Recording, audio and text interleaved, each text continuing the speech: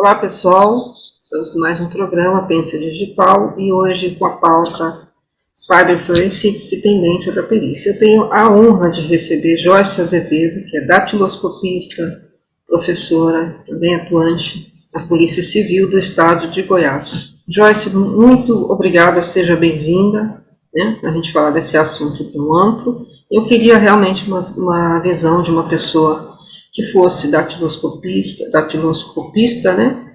E também trabalhasse com reconhecimento facial, que é o seu know-how. Joyce, seja bem-vinda.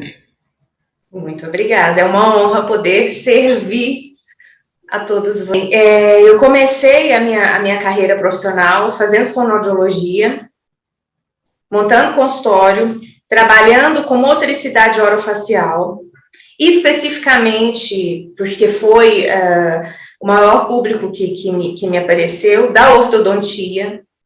Então, eu conversava com o ortodontista, entendia o que estava acontecendo com a boca da pessoa, qual era o tratamento ortodôntico que ele estava sendo realizado e o que isso influenciava no rosto da pessoa. Então, o que eu fazia? Eu tirava foto de rosto, eu analisava os olhos, bochecha, nariz, boca, queixo, toda a face, toda a mastigação, toda a deglutição, toda a fala. E eu fiz isso muito. E, ao mesmo tempo, eu passei num concurso na Polícia Civil para o cargo de identificadora. Quem é o identificador? É o policial civil, que é responsável por estar identificando as pessoas. Então, nós temos uma área que é civil e uma área que é criminal. Então, na área civil, vocês conhecem muito como a carteira de identidade. Como reconhecer um corpo no IML, que é a necropapiloscopia. E vocês, criminalmente, ouvem falar das impressões digitais no local de crime, né, dos estelionatos, porque na carteira de identidade a gente tem uma fotografia, uma impressão digital, uma escrita, porque a pessoa assina o nome dela, e alguns dados pertinentes ao Instituto de Identificação. Então, o identificador, enquanto tanto civil como criminal, ele pode atuar em uma análise de face, em uma análise grafotécnica de carteira de identidade, no caso do estelionato, os dados desse documento, se esse documento está falsificado ou não, né? E a fotografia, a face. E aí, eu passei no concurso na Polícia Civil, em 2001 eu fui chamada, exatamente quando eu estava formando, e comecei a trabalhar com impressão digital, e eu conseguia dividir o meu turno de trabalho entre o instituto e o consultório. Então, eu ficava até tarde no consultório. E um dia, o meu amigo Gerson Inácio, que é responsável pelo retrato falado, ele viu o meu laudo de fonoaudiologia que eu ia entregar para a paciente, mostrando tudo que eu percebi na face dela e que a gente ia ter que trabalhar. E aí ele falou, nossa, você podia muito trabalhar com prosopografia, que é essa análise facial, né? E aí eu falei, tá, mas o que é isso? Aí ele, não, é o delegado te dá um suspeito, te dá uma imagem, por exemplo, de um incidente que aconteceu em algum lugar e te perguntar se são as mesmas pessoas. E aí eu fui a Brasília, vi o trabalho das meninas que elas já tinham começado esse trabalho lá e falei, vou levar para Goiânia. E aí, chegando aqui, eu fui atrás de curso de Photoshop, edição de imagem, edição de vídeo, entender como um laudo é feito, porque eu não sabia do linguajar, da linguagem jurídica, eu sabia da terapia, enquanto clínica, não enquanto justiça. E aí eu fui atrás de todas essas coisas, e aí a gente tinha um diretor muito animado, que gosta muito de ser inovador, e ele falou, vamos fazer esse trabalho então, Joyce, pode começar. E aí, a gente começou esse trabalho no Instituto de Identificação em 2010. 2010. Como que é hoje esse trabalho de identificação? Eu sei que você tem um trabalho brilhante aí de um software, né, que te ajuda, né? Pode contar essa história pra gente? Então, no começo, quando o delegado me pedia para fazer o laudo, né, e é muito importante dizer que no caso da identificação facial, o objetivo é você diminuir o universo de suspeitos. Sim. Então, é diferente de um DNA, é diferente da voz e é diferente da impressão digital, que você pode quase afirmar, porque é 99,9%. A face não, a face tem muitos fatores que vão influenciar na sua análise e que podem alterar a face, que podem mudar. Então, na realidade, é você diminuir o universo de suspeitos. A autoridade requisitante, ele tem lá 30 suspeitos, de repente você coloca 3 suspeitos e fala, pega esses 3 aqui, pode investigar neles, que é um dos 3. É um ganho muito grande. E aí, infelizmente, essa visão ela não é passada para a população. Então, hoje a população ela está tendo uma impressão que fazer esse trabalho é prender gente inocente. E não é. Né? A questão não... Eu não vou dizer se é ou não era a pessoa. Eu vou sugerir para diminuir o universo de suspeitos e colaborar com a justiça. Sim. Esse é o objetivo principal da identificação facial. Seja ela pelo retrato falado, seja ela pela reconstrução dos cadáveres, seja do rosto dos cadáveres, né, para poder encontrar sua família, seja nessa comparação facial. Nossa, muito interessante isso. Sim. E hoje a gente tem, então, o apoio da perícia digital, como reconhecimento facial. Tem essa parte. Sim. E aí, voltando no delegado, ele me mandava as imagens e perguntava quem é. Isso há 10 anos atrás, que ainda não tinha acontecido o boom da imagem, o boom dos softwares de imagem, né? E aí eu ria e falava assim, olha, eu acredito em Deus muito, mas eu ainda não consigo fazer esse milagre, né?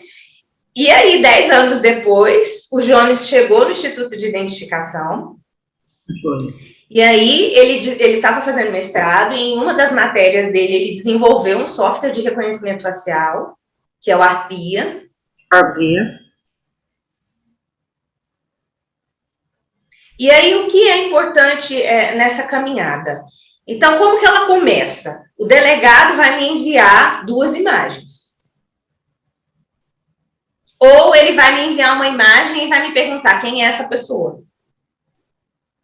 Vê aí no seu sistema, e aí a gente tem um banco de dados do Detran, das carteiras de identidades que são feitas, do sistema penitenciário, alguns contratos, algumas parcerias com os outros estados, o que eu acredito que no futuro, e que já deveria ter acontecido, mas nós somos um pouco mais lentos nisso, é unificar, porque em qualquer lugar do país que você perguntar quem é, os sistemas vão estar unificados e isso vai ser possível de se responder, por conta de um grande banco de dados, né?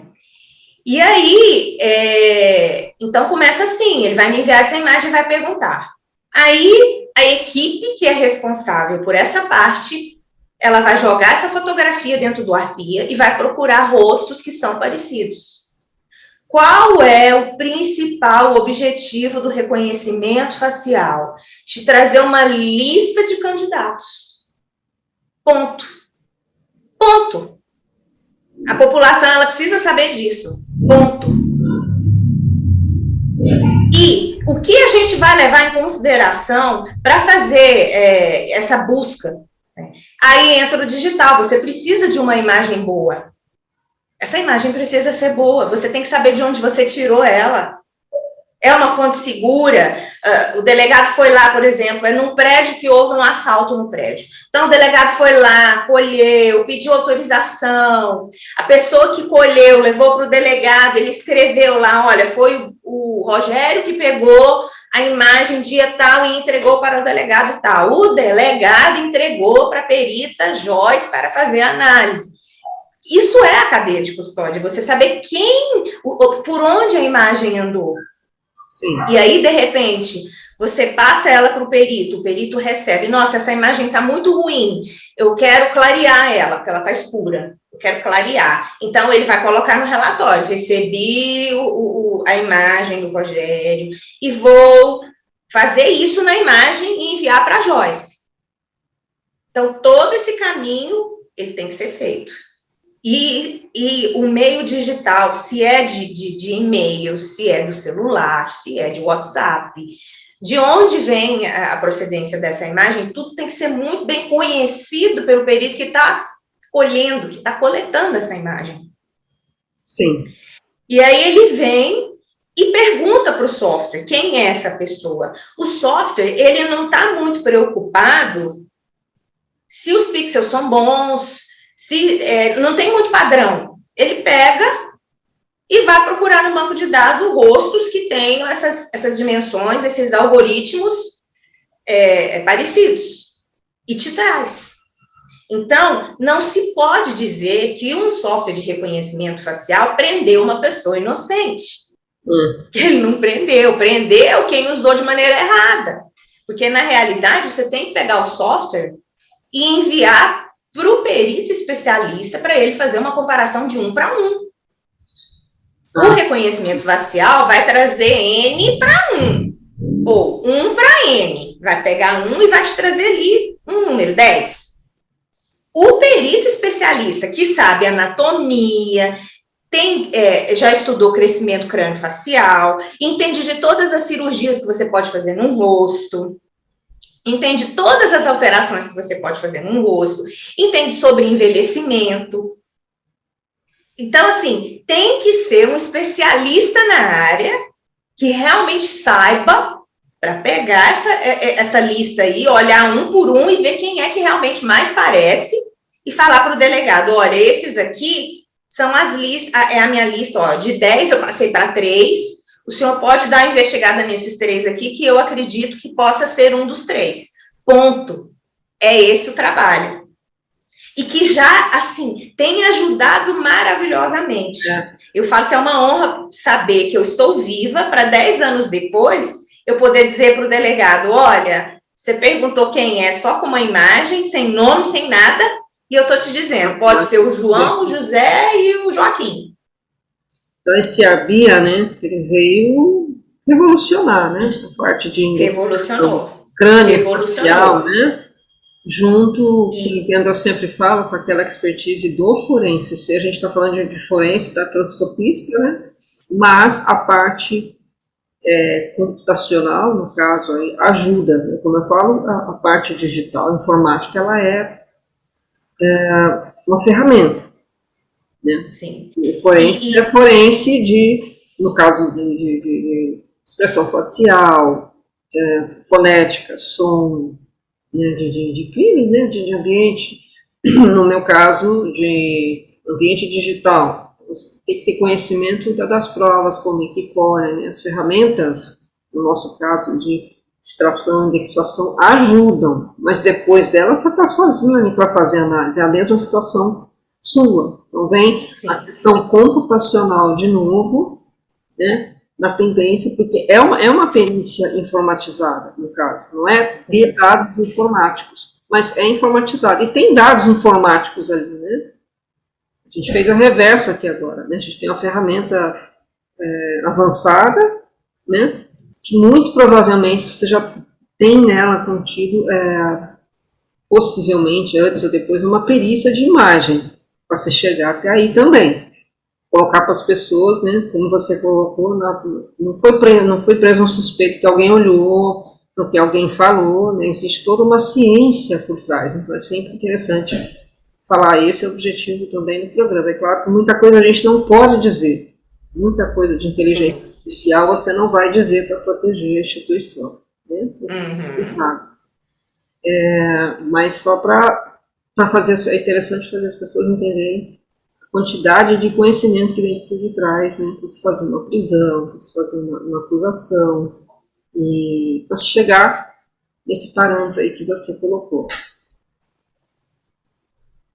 Sim, e aí, dentro da identificação, sendo identificadora, eu fui promovida, me tornei datiloscopista, que hoje é o mesmo que o papiloscopista.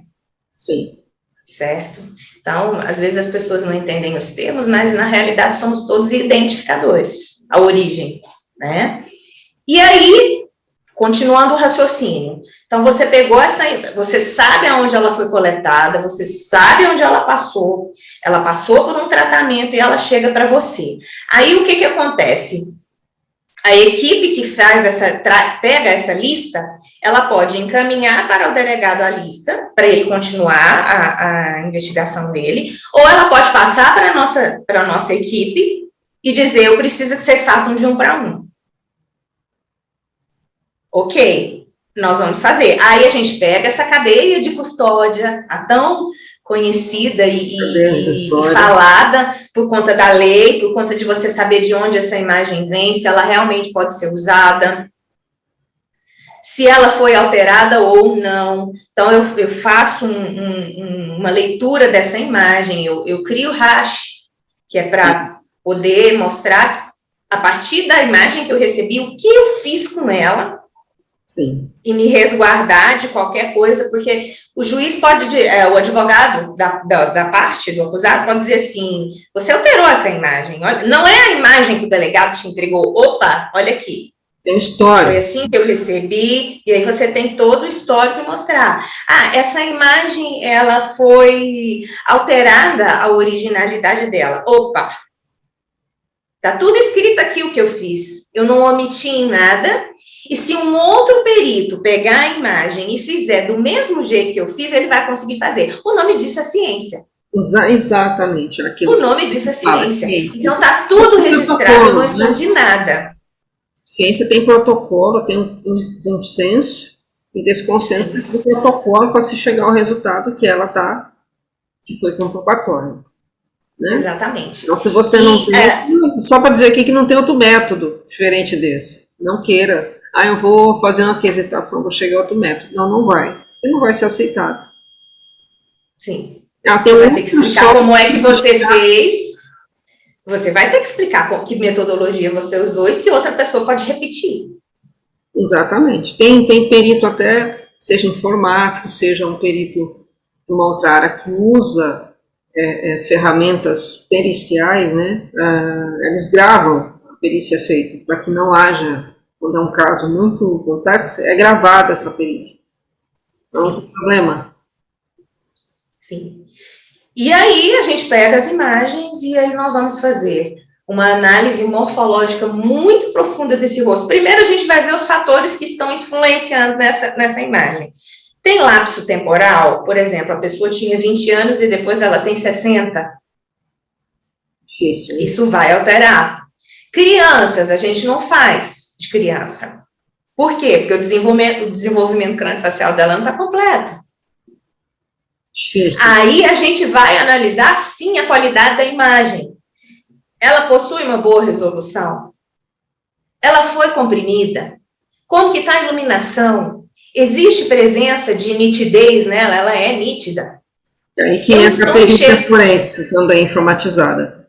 Eu estou enxergando os 5 pontos da face, que são olhos, nariz, boca, orelha. Eu estou enxergando? Para aí sim poder dizer, é possível fazer a identificação 1 para 1 ou não é possível. Sim. E aí, o que eu tenho visto? Os softwares de reconhecimento falando que reconhecer uma pessoa, e a imagem é péssima, ela não passa por esse primeiro crivo. Lembrando que esse crivo, ele se chama ACE, da Comunidade Europeia, é um manual, é uma diretriz, é um documento, um protocolo, né, internacional, da Interpol, do FBI, das grandes polícias que têm condições financeiras de estar estudando e fazendo essas coisas. Então, não se tirou de qualquer lugar.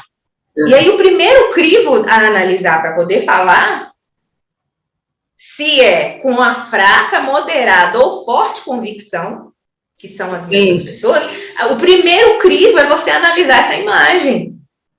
Sim. E aí eu posso falar com muita tranquilidade que 90% dos meus laudos voltam. Não são possíveis de fazer. Não tem angulação correta, porque tem que estar de frente. Essa história de pegar uma imagem do lado de cá, uma imagem do lado de cá, juntar no 3D e fazer o rosto, já foi provado que não funciona no rosto ainda. Ainda. Mas eles estão estudando, eles acreditam que no futuro a gente vai conseguir. Outra coisa, fazer esse tipo de coisa é alterar a originalidade da imagem. Então, o que a gente sofre muito, um dos maiores pontos de dificuldade que a gente tem, é porque a população ela não é bem informada de onde você tem que pôr a câmera. Então, você chega num condomínio, a câmera está em cima. Não vai pegar, não vai pegar. Mas que eu fiz a entrevista com o Maurício Decum, e ele falou a mesma coisa, a gente vai fazer análise de imagem. Como é que você vai fazer análise de imagem da cabeça, sobra depois o que? A forma de andar, a forma de gesticular, algumas coisas que você, corroborada com outras, sugere que seja aquela pessoa que estava ali, ou que cometeu algum ilícito, né? Mas você tem que ter muita materialidade, no caso informatizada, né? Para se chegar num laudo decente, o mais próximo do que a pessoa pediu. Mas ele falou a mesma coisa, a imagem está... Por que não põe câmera mais... Ah, não pode, porque é questão de privacidade. Mas será que não dá para chegar num consenso? Mas eu acredito que se você, por exemplo, num apartamento, num prédio, você põe em cima e você põe uma na frente... Eu vivi isso, eu fui a um mercadinho muito pequeno aqui e eles estavam colocando câmera. E aí eu tenho essa coisa de gostar do certo, que às vezes me prejudica, mas... E aí eu falei, posso sugerir uma coisa? Tem como você colocar uma câmera aqui no caixa de frente para mim, para você ver meu rosto? Aí ela, por quê? Eu falei, porque se acontecer alguma coisa aqui, você vai mandar essas imagens para mim. Eu sou responsável por fazer esse trabalho no estado de Goiás. Então, eu vou te pedir. Aí, o que ela fez? Ela colocou as imagens em cima para ver quem está entrando e quem está saindo no supermercado e colocou a do caixa. Pois entraram lá, se arrastaram, roubaram comida, roubaram cerveja, roubaram um monte de coisa, mas não roubaram o caixa. Por quê? Porque a imagem estava de frente. Se ele levantasse, ia pegar o rosto dele. Então precisa e aí eu fiquei super feliz, eu falei, né? Nossa, tá vendo? Uma intervenção, eu ajudei uma pessoa. Quem sabe não salvou a vida dela, né? Você não sabe o que é uma pessoa. Então, eu sou que enquanto tiver 1% de chance, a gente vai tentar. Então, foi uma coisa, a gente vê que funciona. Então, por que não funciona? Porque muitas vezes a pessoa não tem dinheiro e ela quer colocar a câmera lá só para intimidar. Muitas vezes o técnico está com pressa, quer fazer logo, e aí, né? Então, assim, são N coisas que também a gente precisa saber, e nós que somos responsáveis precisamos contar isso para a população. Para melhorar nosso trabalho. É uma outra para aumentar a chance de... desculpa, tá tendo um delay. Você começa, demora para vir aqui. É interessante para uma pessoa especializada em perícia de áudio e imagem prestar esse serviço para a área de segurança eletrônica, no caso. Olha, eu quero ser colocado nesse protocolo da empresa, ó, um perito, que é ele que vai receber a imagem. Então, ele vai dizer, nesse local aqui, né, aonde que a imagem tem que ser colocada, qual a resolução, né, porque eu já entrevistei peritos de áudio e imagens, falam, resolução que está lá na caixa, essa, mas o que chega para a gente, quando a gente vai periciar, é outra. Então, algumas situações tem câmeras que são maravilhosas, mas igual aconteceu aquele crime lá, o cara foi morto na calçada, estava a menos de 3 metros, dá para você ver quem é. Você pega uma situação que tem uma câmera na rua que está a quase 100, e ela não tem uma resolução boa. Então, você vai fazer uma aproximação, vai fazer uma sugestão, né? Você tem que mas você tem outros elementos, se tiver outras câmeras, se for de boa resolução, né? E aí, para fazer você vai ter que fazer o reconhecimento facial ou da pessoa, do corpo, do jeito que ela anda, enfim, né? Você vai ver se tem câmera em outro lugar, se ela estava com a mesma roupa, se estava com o mesmo carro, com a mesma moto, tem N situações, né? Uhum. Pode imputar o crime a uma pessoa porque acha que ela estava no devido lugar, porque tinha aparecido um vulto branco, porque o rosto é parecido, é Você parecido tem com que uma entender. pessoa que estava num lugar que tem N outros elementos com a mesma roupa, com a mesma... É uma coisa. Né? Não, e tem outra coisa, você tem que entender como que a luz vai inserir na câmera e, de repente, pode alterar a cor dessa roupa. Exatamente. A cor do carro. A gente vê muito isso quando a gente está trabalhando mesmo, Exatamente. Né, no caso. Exatamente. Então, parte de ajudar nessa perícia é antes, né? Ter um protocolo ter um mínimo de resolução de boas câmeras em empresa, que às vezes ajuda muito em você pegar um crime que aconteceu de rua, não dentro de casa, mas de rua, sempre empresa tem, condomínio tem, nesse sentido, né? Então, tem um mínimo de resolução, uma distância. Me perdi agora, eu ia falar, me perdi. Esqueci. E um protocolo, né? Protocolo Sim. melhor nesse sentido para que quando você vai colher essa materialidade, né, o perito vai fazer essa coleta, ainda tem isso, que a pessoa que vai lá mexer na câmera, Sim. de repente acha que tem alguma coisa, ele já contaminou, ele já mexeu. Você não sabe o que ele fez ali. Sim, e tem uma outra questão também muito interessante, porque quando você faz um monitoramento, por exemplo, de um prédio comercial, e aí você faz o cadastro de todas as pessoas que trabalham nele, e você tem ali o rosto dele. Então, é um ambiente controlado. Da rua é totalmente descontrolado. Então, ali você tem a oportunidade de pôr a câmera num lugar, com uma distância certinha do rosto, com uma iluminação boa. Então, você tem condições de fazer isso. E aí, eu fiquei... O Jones me contou de um caso que o irmão foi entrar no prédio e mostrou o documento dele. O sistema trouxe o irmão, o outro irmão. Então, por exemplo, eu, Joyce, entrei no prédio, dei meu documento e o sistema puxou a Sabrina, que é a minha irmã, e deixou eu entrar. Então, nós precisamos saber por que esse sistema deixou eu entrar. Será que eu sou realmente muito parecida com a minha irmã? E os seres humanos, eles possuem algoritmos muito próximos. Por exemplo, a distância das minhas pupilas pode ser igual à sua.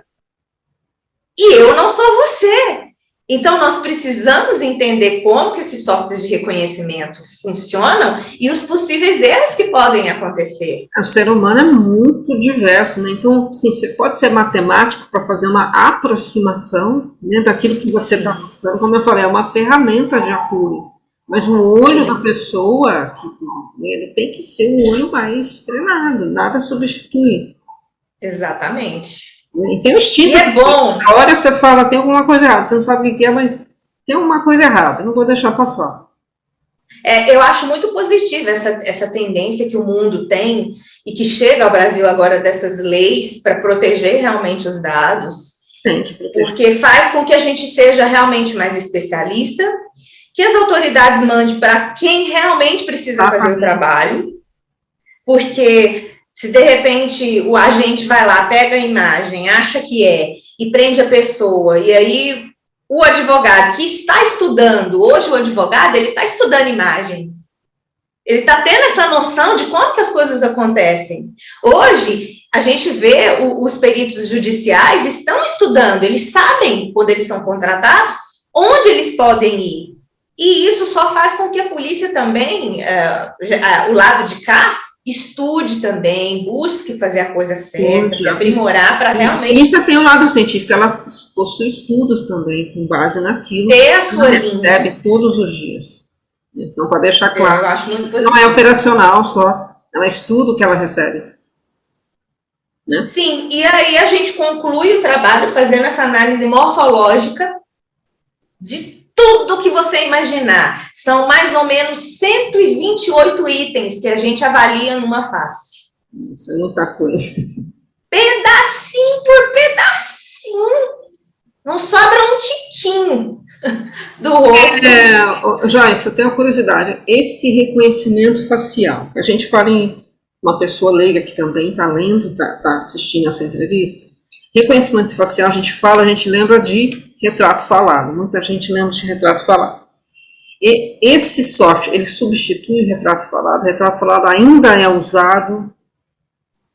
Como é que... Sim, o retrato falado ainda são coisas diferentes. Sim. Então, é porque no inglês se chama facial recognition.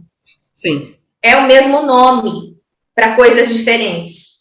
Então, por exemplo, você tem o reconhecimento facial, que é o retrato falado, onde você vê a pessoa que te agrediu, você descreve o rosto, e aí o profissional vem com você e vocês dois conseguem construir esse rosto.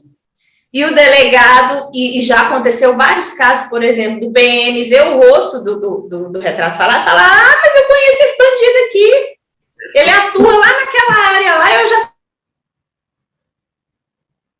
Muito próximo, né? E aí eles investigam, você não vai lá prender a pessoa porque tem um retrato falado parecido.